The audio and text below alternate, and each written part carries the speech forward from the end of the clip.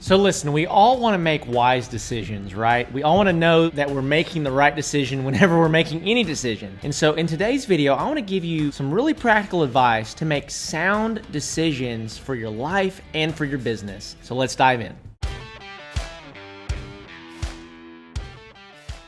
All right, well, welcome back to the channel. Welcome back to the show. Hey, just a reminder, if you're watching this on YouTube, go check out the Handmade Business Secrets podcast. You can listen to all this information while you're in your shop, making your thing, whatever that might be. You can listen to it in your ears and be gaining some knowledge and getting some traction with your business as you're in your business. In today's video, I want to really talk to you about some wisdom when it comes to making good decisions. And here's the truth, the reality, is that the difference between a great business and a bankrupt business, the only difference is your ability to make decisions and make good ones, right? And so there's a book that I'm reading right now that I want to highly recommend. We'll throw it up on the screen for you, but the title of the book is called The Road Less Stupid.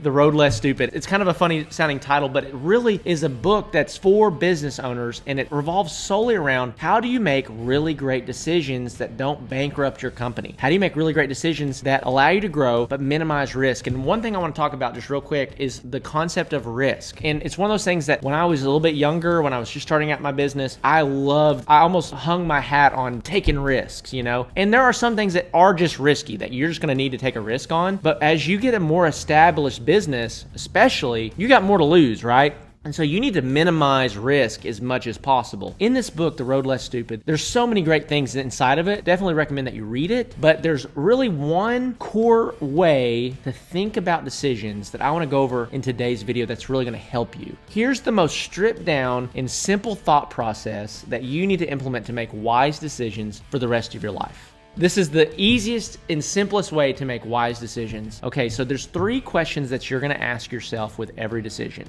Here's number 1. What is the potential upside of this decision? And so I want you to basically, in your mind, evaluate, like, if we choose to do this, what could go right? What are all the great things that could happen? For example, in your business, if we run these ad campaigns, what's the potential upside? Well, we could increase our sales 2-fold, 3-fold, 5-fold. If we implement these new products inside of our business, what's the potential upside, right? Well, we could sell a ton of them, right? There are so many things that if you're trying to make strategic decisions, hey, if we hire this new employee, if we hire this consulting company, hey, if we work with Zach and his Woodworking Business Accelerator program, what's the potential upside of having done that? Well, we establish a consistent marketing channel for you. You start getting leads and sales every single month. We start spending more money. You start getting more leads. And in 6 months, you have a $30,000 or $40,000 per month business, right? That's the upside, okay? We want to ask ourselves, what is the potential upside of every decision that we make? Okay, if you're thinking about doing something, if you're thinking about trying something, what's the potential upside? And is it great? You want your upside to be great with every decision that you make, okay? Number 2, what is the potential downside of this decision? And this is where entrepreneurs tend to go wrong. I think by nature, being an entrepreneur, being a business owner, you have to be an optimist by nature. If you're a pessimist, you're just not going to make it. You're going to look at every risk and everything is going to be like, nope, nope, nope, nope, nope. We can't do that. We can't do that. We can't do that. But it is so important that you are not just an optimist, but you are realistic.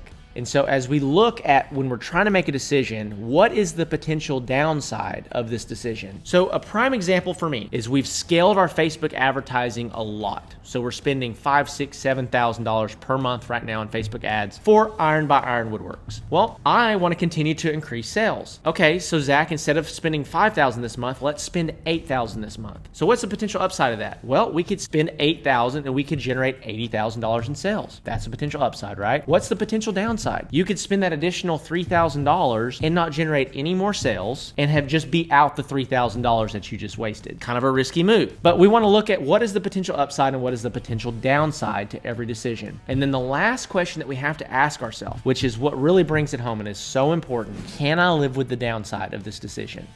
So what this really forces us to do and allows us to do is it forces us to try to make decisions that have a ton of upside potential and very little downside potential. So for my business, for example, this is where we're mitigating risk, okay? So if we continue to increase our ad spend and we don't have proven results yet, we want to do that very incrementally. We don't want to take these giant lunges in ad spend and it not be proven that it's actually going to generate us results. So instead, some very simple decisions that I've been able to make make that have a ton of upside, very little downside, is we want to start adding new products to our business, and we want to start adding free marketing channels. So all that we're going to be out with free marketing channels is the time to get our stuff on that marketing channel, right? If it's free, we're not paying to use it, but now we have another platform that we can sell from. So for you, it's the same way. It's like, okay, what decisions can I make that have a high upside potential and very low risk? Let's say that we spend all this time and we put it on there and we don't get any sales from it. What are we losing? Well, we're just losing the time that we invested to put it on there, which can be super important, but most of the time that's a loss I'm willing to take as opposed to thousands and thousands and thousands of dollars, right? So inside of your business, you need to ask yourself these three questions when you're trying to make any decision. What's the potential upside?